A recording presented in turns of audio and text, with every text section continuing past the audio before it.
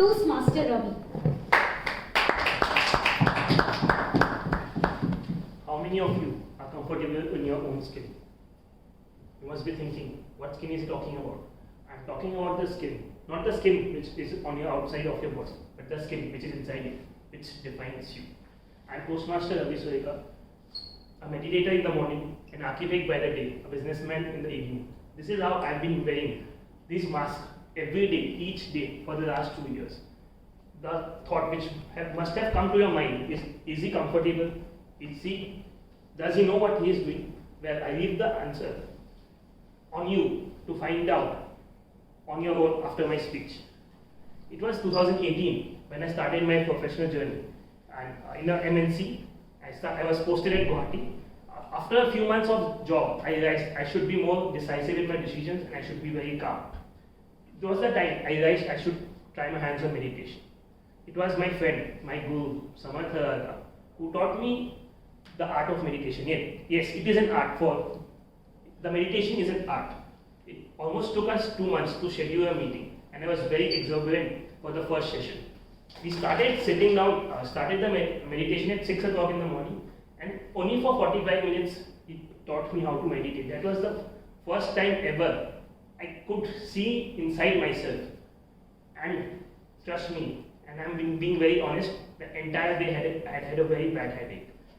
This was the thing. After the session, I realized this was the only thing which was missing in my career. There were thoughts, events, and people who came to my mind, which I'm sure I will never remember them in my conscious mind.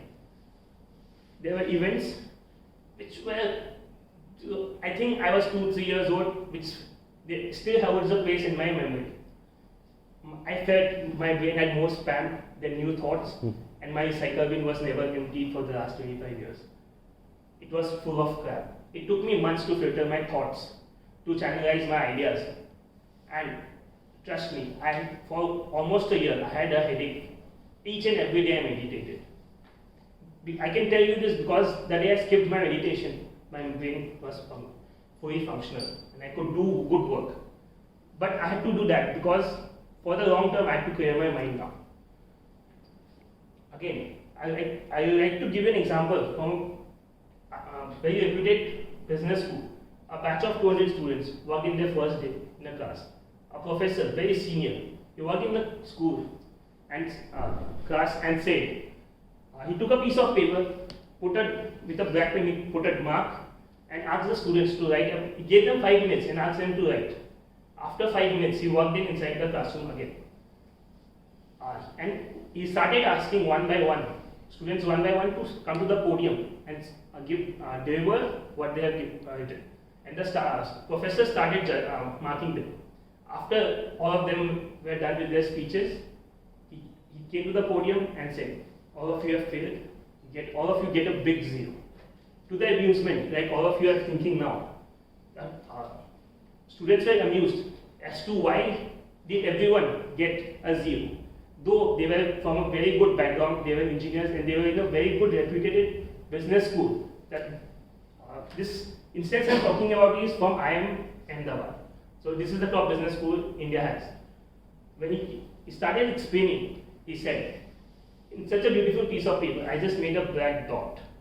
And all of you, 200 students, wrote only about the black dot, its size, its position, the color, the placement, the good things, the bad things, only about the black dot. But none of you noticed the big piece of paper, which is so beautiful, which is so good, and you can use it for so many other purposes, even if the black dots exist.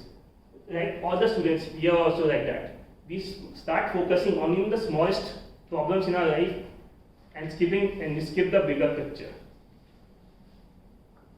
How many times have you thought or experienced a thing, you know a person personally, but you are thinking he's acting too smart today. We are too quick. As human beings, we are too quick to judge. She has a very arrogant attitude. He's not the person he thinks he is. But we should be calm, preservative, and try to be in their shoes. You cannot be, but you should be trying to be in their shoes and just experience why the person is behaving, or why does that particular expression is there. Like a saying goes, think, rethink, and apply your thinking, and the world will change with you. With this, I conclude my speech. Thank you.